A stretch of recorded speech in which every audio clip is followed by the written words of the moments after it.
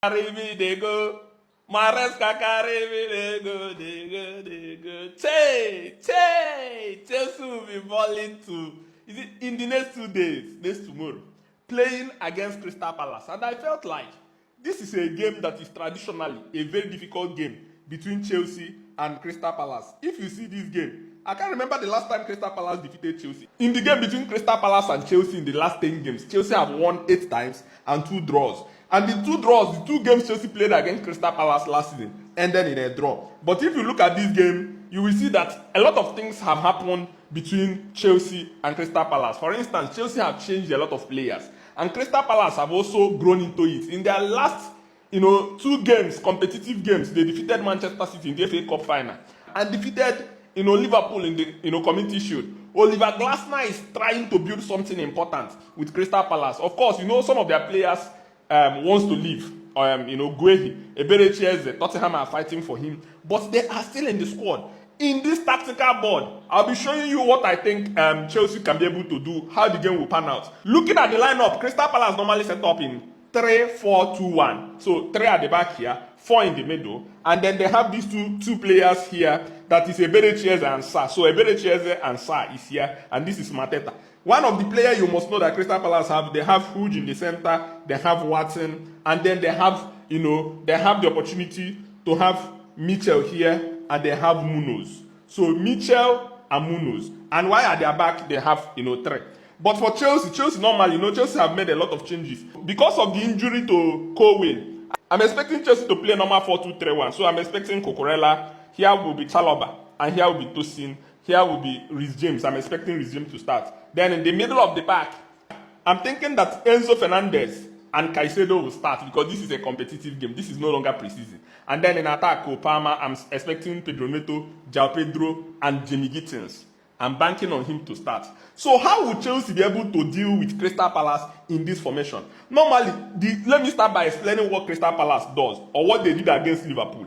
So what they normally do is that, these 3 players, these front 3 players, this triangle you're seeing here, when the Crystal Palace are trying to attack, they will start sitting centrally. They will come close, trying to overload these 2 guys because, you see, it will not be a situation of, 3 against 2. Bringing these guys. So this guy will now join. This is what happened with Liverpool game. And this one will try to join, to, defend.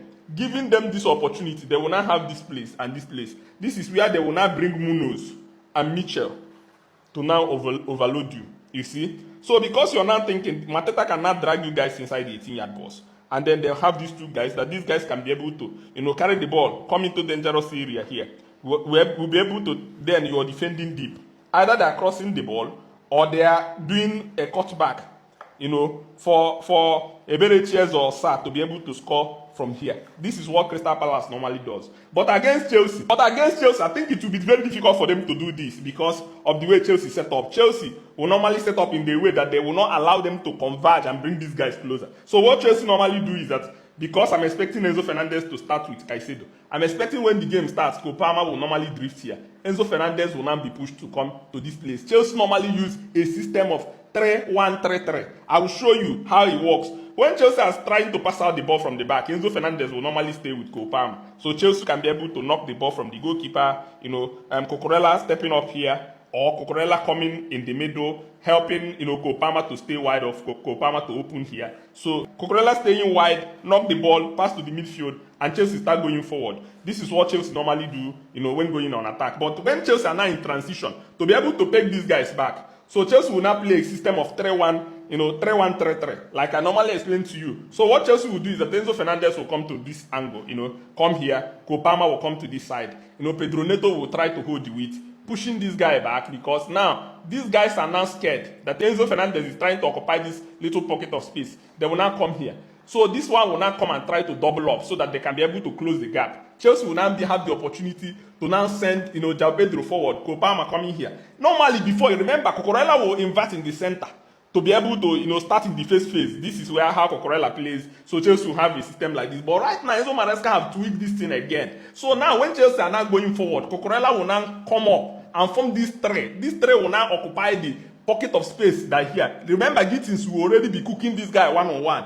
Now pushing Munoz to come back because they are now scared of these opportunities, these defensive lines, you see. And then Chelsea will have the opportunity to take them even more back, pushing Mateta back, pushing Eze back, pushing Sarr back, and Mateta coming back. Chelsea will now be in a position where they will dictate the play. Bring these guys up, bring these guys up.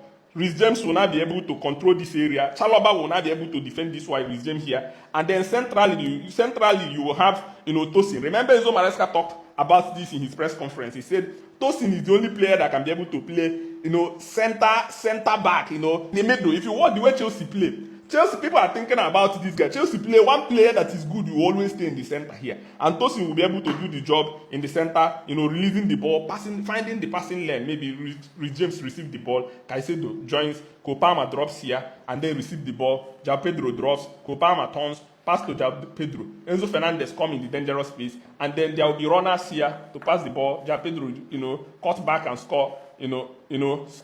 Pass the ball, cut back and score. So I'm expecting Chelsea to overload these guys. If Chelsea play their normal system of, like I said, if Chelsea play their normal system of 3-1-3-3, now Gittins will not be cooking this guy. Gittins, he's not going to be passing the ball back. Give Gittins the ball here. Give Gittins the ball here.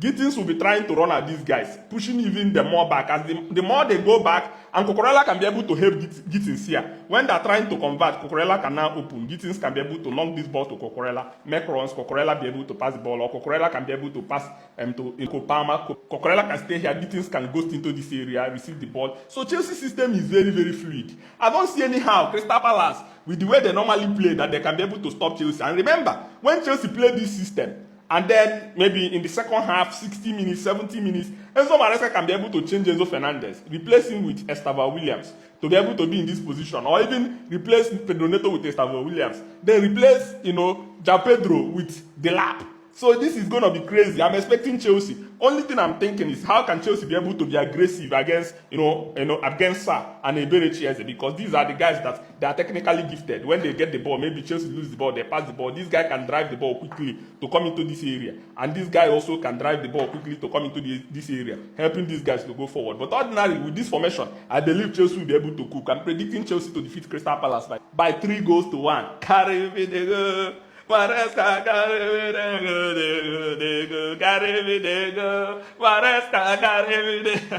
Chelsea fans, come on!